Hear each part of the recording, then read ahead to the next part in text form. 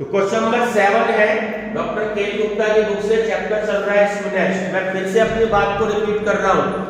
अगर सिंपल ऐसे लिखा है calculate calculation coefficient of students from the following data, अगर यूजिंग मोड लिखा है तो आप मोड वाला फार्मूला यूज करके तब आप कैलकुलेट करेंगे। अगर सिंपल ऐसे ही लिखा है तब आप मीडियन की हेल्प से आप यूज करेंगे, और अगर कुछ भी नहीं लिखा तो आपकी मर्जी है। अब ये क्वेश्चन मैं मोड की हेल्प से भी कैलकुलेट कर सकता हूं और मीडियन की हेल्प से भी कैलकुलेट कर सकता हूं। ये बात क्लियर है? तो क्वेश्चन नंबर 7 और 8 में भी देख लीजिएगा, उसने कहीं नहीं कहा रखा आपसे कि यूजिंग मोड, सिंपल बोला हुआ है कि calculate calculation coefficient of students. तो एक क्वेश्चन में आंसर उसने आपको मोड में दे रखा है और एक क्वेश्चन में आपने इसमें आंसर आपको मीडियन की हेल्प से दे रखा है। ये बात क्लियर है? तो मैं जो आपको क्वेश्चन कराऊंगा दोनों करा रहा हूं और दोनों जो है आपको दोनों फार्मूले की मैं हेल्प से कराऊंगा। ठीक, अभी तक आपने मोड नहीं सीखा है क्योंकि जो मेजर ऑफ सेंट्रल टेंडेंसी वाला चैप्टर है उसमें मैंने आपको मीन सिखा दिया है, सर्कल भी करा दिए थे, मीडियन भी मैंने आपको सिखा दिया है। हम बहुत सारे क्वेश्चन में मीडियन भी कर चुके हैं, यहां भी करेंगे प्लस हम मीडियन। अब मोड आपने नहीं सीखा तो इस क्वेश्चन में मैं आपको मोड सिखाऊंगा, क्योंकि मोड जो है अपने आप में कभी कभी 15 नंबर का क्वेश्चन एग्जाम में आ जाता है। ठीक है, चलिए तो सबसे पहले टीना जी ये सीरीज कौन सी है बताएंगी? Continuous series. थोड़ा सा जोर से बोलेंगे जैसे मैं बोल रहा हूं। ठीक, तो सबसे पहले हेडिंग क्या आएगी टीना जी? कंप्यूटेशन ऑफ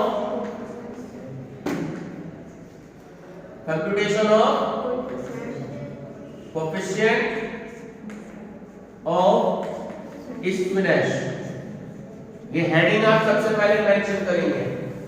टीना जी ये एफ दे रखी है या सी एफ दे रखी है?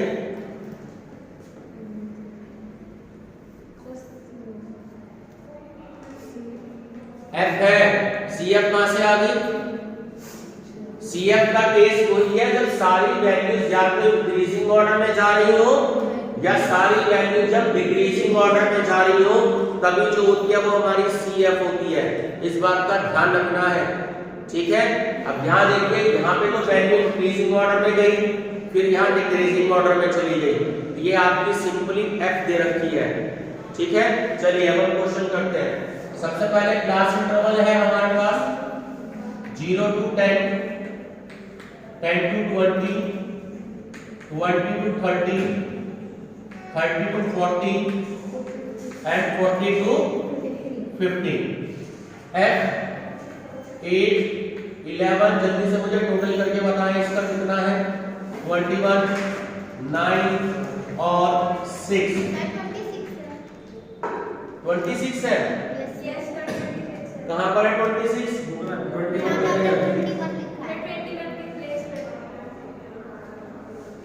अच्छा 8, 11, 26। ठीक है, बता दो टोटल क्या है इसका, सारी वैल्यूज का?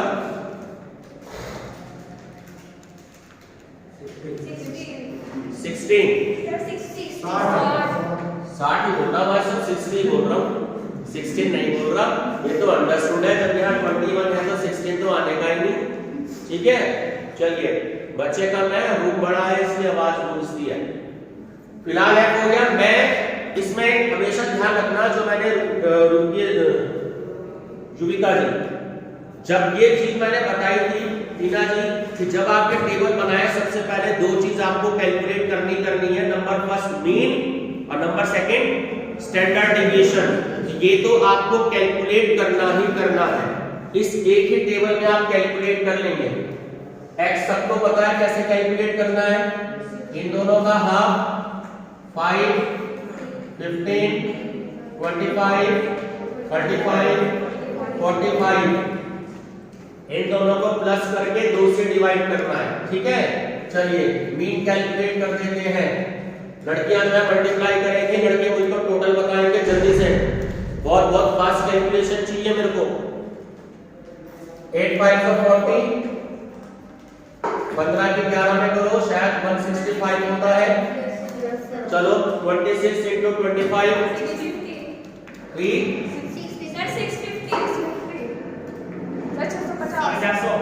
650। ठीक है 300। ठीक है 270। ठीक इसका total sigma FX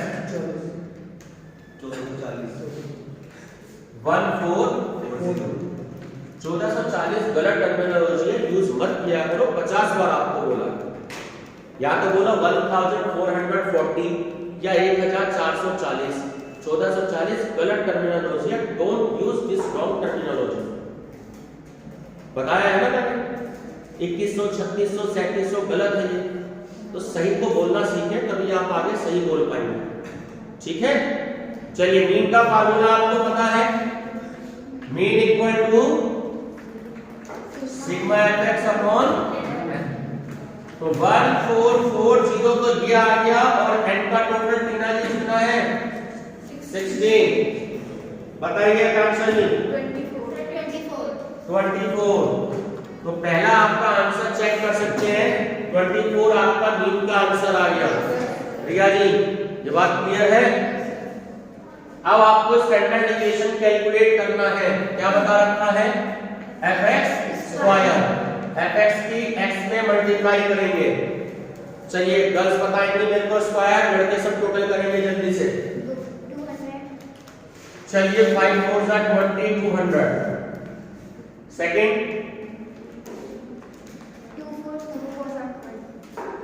2 475। Third 16250। Next 111025। ठीक है 25। नेक्स्ट 12150। चलिए 4210। सारे के टोटल जरूर चेक कर लें। सही है, अभी भी कईयों के पास कैलकुलेटर नजर नहीं आ रहा मुझे, सब सही है। ठीक है बिल्कुल टोटल। चलिए अंश जी फार्मूला बताओ बेटा जल्दी से स्टैंडर्ड डेविएशन का।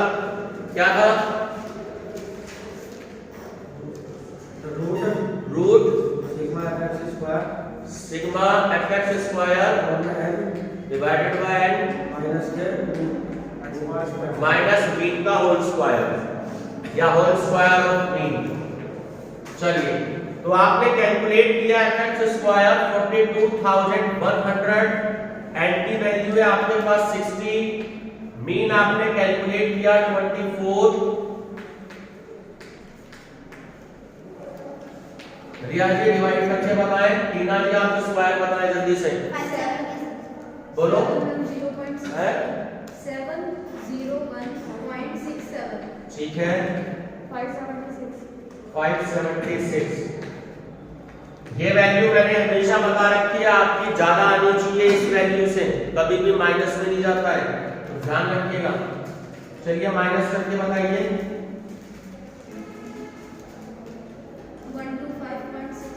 125.67। ठीक है, रूट का साइन प्रेस कर दो।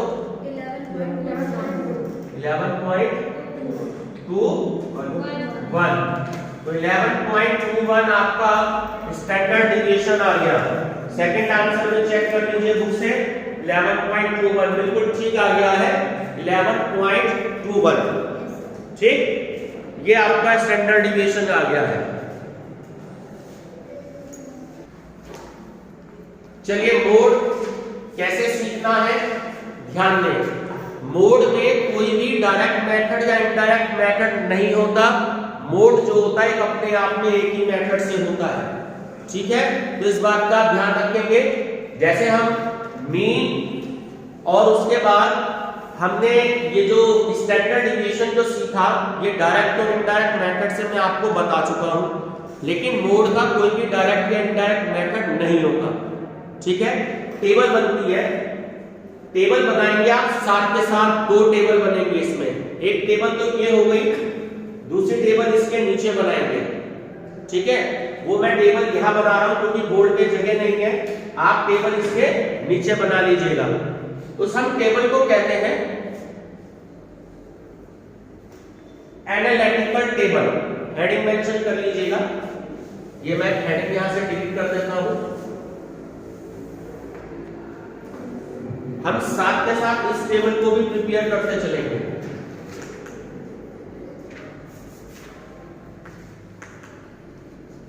एनालिटिकल टेबल, अब इसे कैसे बनाना है?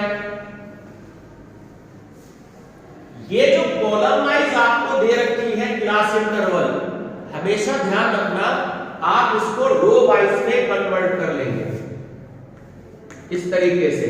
CI 0 से 10, 10 से 20, 20 से 30, 30 से 40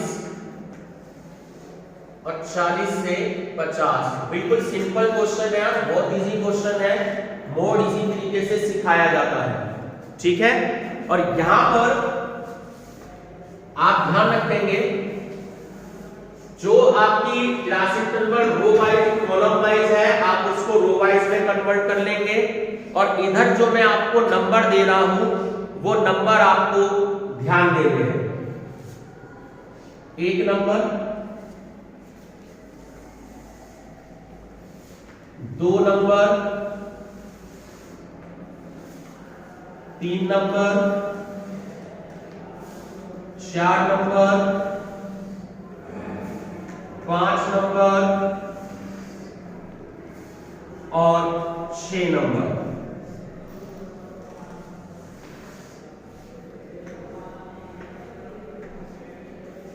और लास्ट का जो आपका कॉलम है इसमें आप लिख देंगे टोटल। ये कॉलम जो आप बनाएंगे ये 6 ही बनेंगे, ना 5 ना 7। किसी भी क्वेश्चन में मोड के ये 6 ही बनेंगे, ना 5 ना 7, बिल्कुल फिक्स है। क्यों है इसका मैं आपको रीजन बता रहा हूं अभी, अब ध्यान से समझ लीजिएगा। मोड में ये जो कॉलम है टोटल आपके कॉलम बनते 7। पहला कॉलम तो ये हो गया CI वाला। अब यहां पे आप नंबर डाल देंगे 1, 2, 3, 4, 5 और 6, ठीक है। अब ध्यान दीजिए, पहला कॉलम में जिसमें आपकी फ्रीक्वेंसी सबसे ज्यादा हो इसमें है 20 से 30 में। पहला कॉलम है 20 से 30 का टोटल देखो सबसे ज्यादा बैठता है, तो आपने फर्स्ट कॉलम में 20 से 30 में टिक लगा दिया। ये वाली बात क्लियर हो गई। अब सेकंड 2 का टोटल हमेशा पेयर लेना है, ये बात ध्यान रखिएगा।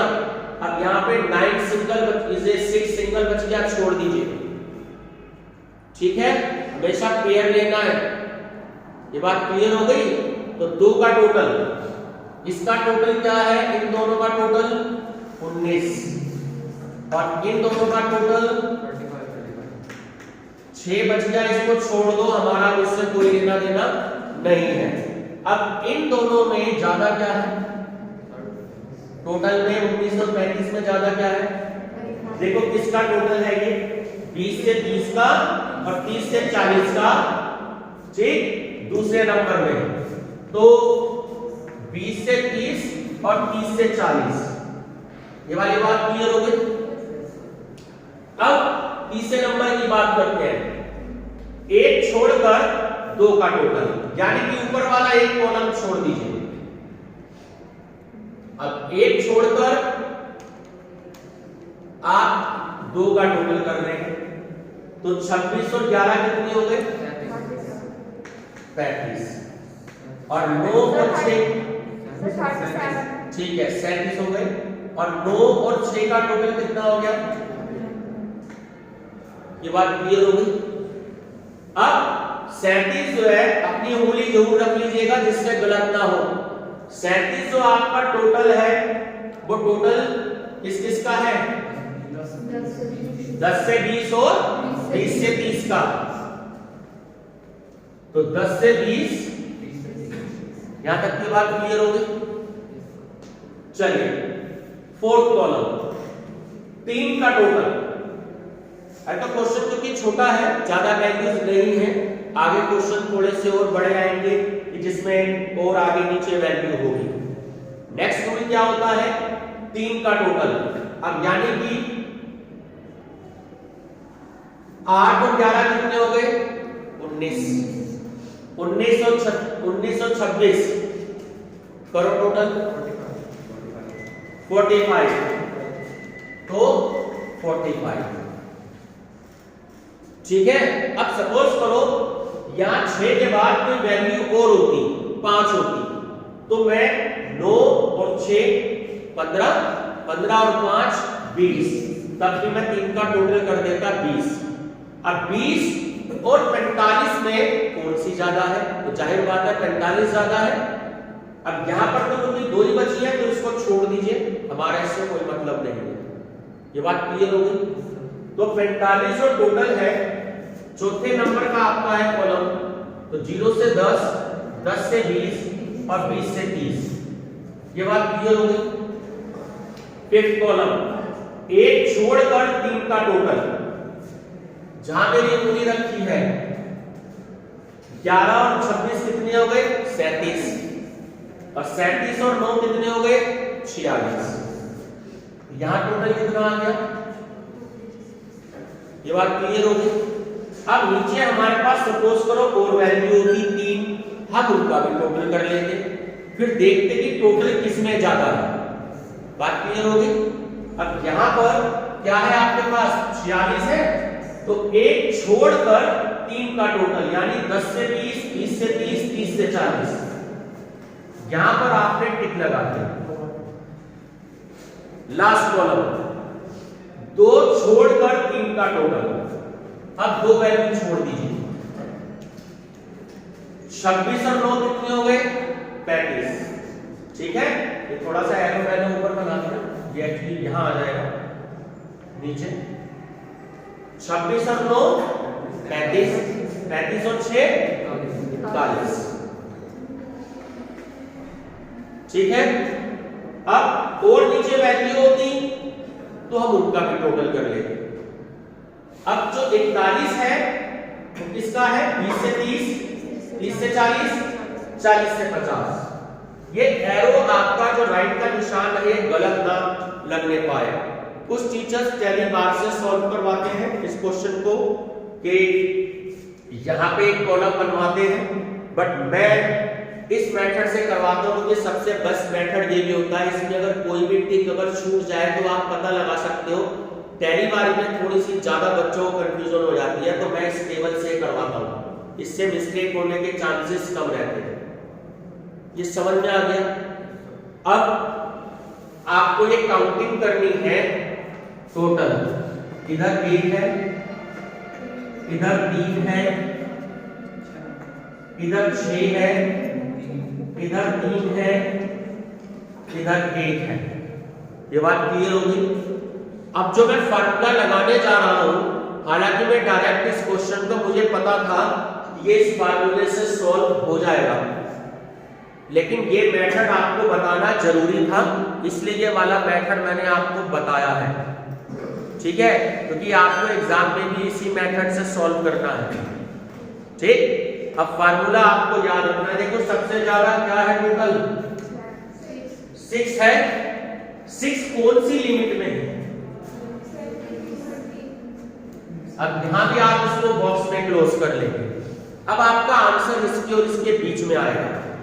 ठीक, तो 20 से 30 ये हो गई आपकी लिमिट 1 और ये हो गई आपकी लिमिट 2। ये बात क्लियर हो गई? यहां तक क्लियर है? जिसके सामने ये वैल्यू आएगी उसको हम मानेंगे F1, ऊपर वाली को F0 और नीचे वाली को F2। जिसमें ये कवर्ड होगी इसको F1, ऊपर वाली को F0, नीचे वाली को, ये बात क्लियर है। लेकिन हर केस में ये F1 आपकी ज्यादा होनी चाहिए और F0 आपकी कम होनी चाहिए हर केस में, ये बात आपको ध्यान रखनी है, ठीक है। In case F0 is more than F1, ठीक है। आपकी अगर F0 ज्यादा आ जाती है F1 से तो we will use indirect method, यानी इनडायरेक्ट फार्मूला। हम दूसरे मेथड का यूज, दूसरे फार्मूले का यूज करेंगे। अभी वो फार्मूला नहीं आया है तो उसका यूज मैं आपको बाद में बताऊंगा। अभी हम फिलहाल सिंपल फार्मूला यूज कर रहे हैं, ठीक। अब सिंपल फार्मूला क्या है वो मुझे बताना पड़ेगा, जरा एक टेबल नोट कर लीजिए आप जल्दी से। चलिए, फार्मूला क्या होता है मोड का, जेड से हम डिनोट करते हैं मोड को, ध्यान देंगे इस बात पर। फार्मूला होता है L1 plus F1 minus F0 upon 2F1 minus F0 minus F2 into I। कई लोग फार्मूले में I का यूज करते हैं, कई लोग जो है L2 माइनस L1 का यूज करते हैं, बात एक ही होती है, ठीक है। I भी यूज कर सकते हैं और L2 माइनस L1 भी यूज कर सकते हैं, ठीक। चलिए देखिए, L1 देखो कितनी है 20, F1 26, F0 11, 2 into F1 minus F2। अब देखो F2 कितनी है 9। बात क्लियर हो गई। I का मतलब क्या, L2 माइनस L1 का मतलब डिफरेंस ऑफ क्लास इंटरवल। कितने का डिफरेंस है 10 का डिफरेंस है, और 30 में से 20 को भी माइनस करेंगे तब भी 10 आएगा। तो I लिख दीजिए या L2 माइनस L1 लिख दीजिए, तो 10 की वैल्यू यहां आ गई। अब इसे सॉल्व करते हैं। 26 में से 11 गए 15, 15 में क्या आपने 10 में मल्टीप्लिकेशन करी तो वैल्यू क्या आ गई। ये वाली बात बिल्कुल क्लियर है, अब ध्यान से समझ लीजिए। 26 को 2 से मल्टीप्लाई करेंगे 52, ठीक है। 52 की वैल्यू तो ये आ गई, माइनस माइनस क्या हो जाता है प्लस हो जाता है, तो 11 और 9 ये वैल्यू तो क्लियर हो गई। नेक्स्ट 20, 150, 52 में से 20 माइनस गए तो कितनी वैल्यू आ गई 32। चलिए डिवाइड करिए, 20 प्लस 150 डिवाइडेड बाय 32 4.68, तो टोटल हो गया आपका 24.68।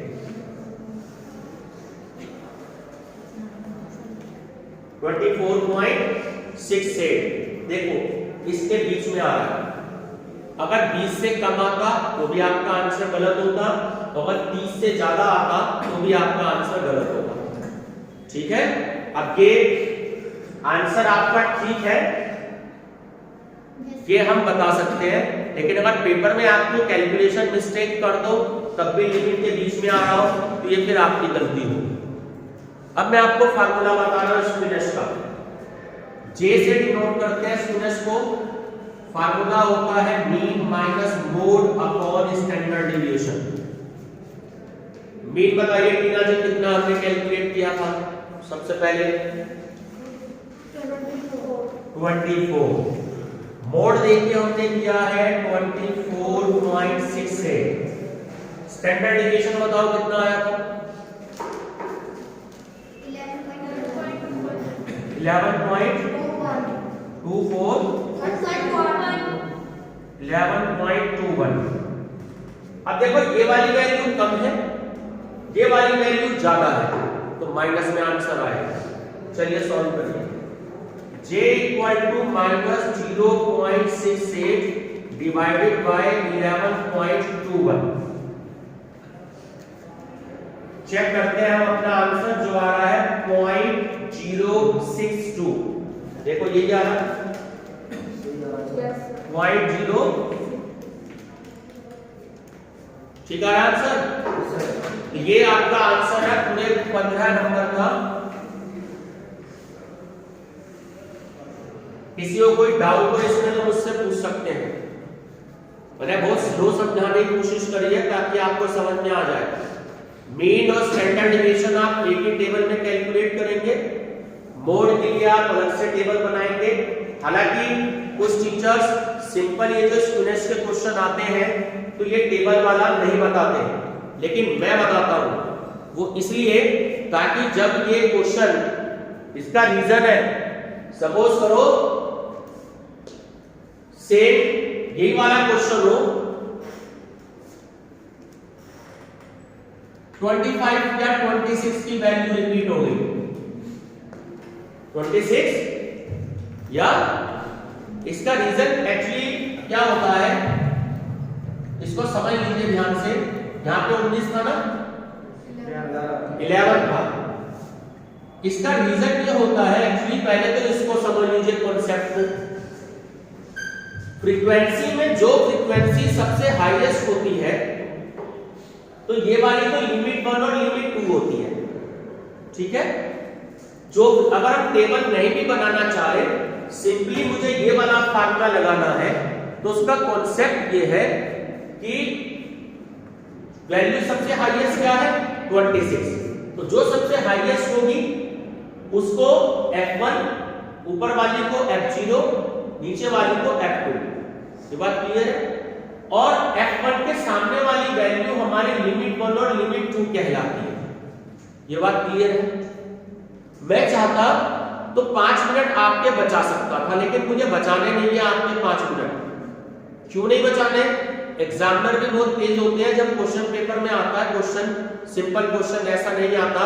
सपोज करो वो आपसे 15 नंबर में सिर्फ मोड ही पूछना चाह रहे थे, फाइंड आउट मोड। अब आप क्या करेंगे? सपोज कीजिए यहां पर 26 आ गया, अभी आएगा, मैं आपको दिखाऊंगा पिछले चैप्टर में, ठीक है। और यहां पर आ गया 25। अब कौन सी वैल्यू होगी? इस वाली 26 की वैल्यू होगी या इस वाली 26 को मानेंगे? बात क्लियर हो गई? इस वाले 26 को मान के चलेंगे F1 या इस वाले 26 को मान के चलेंगे? इसको मान के चलेंगे तो F1 F0 ये हो जाएगा, लेकिन ये क्वेश्चन का आंसर आपका सही नहीं आएगा। बात क्लियर हो गई? तो ऐसे क्वेश्चन आपको बहुत सारे देखने को मिलेंगे, तब भी आपको एनालिटिकल टेबल बनानी पड़ेगी। और एनालिटिकल टेबल की हेल्प से ही आपको ये पता लगेगा। ये जो यहाँ टोटल मैंने अभी आपको बताया था, जिसका टोटल 6 आया था अभी, तो सिंपल क्वेश्चन है। तो उसमें भी क्या था कि टोटल जिसका ज्यादा आएगा उसको आप मान के चलेंगे। ये बात क्लियर है? तो एनालिटिकल टेबल बनानी सीखनी जरूरी है। जितने भी आप क्वेश्चन इस चैप्टर के करें वो एनालिटिकल टेबल बना करके ही करें, ठीक है।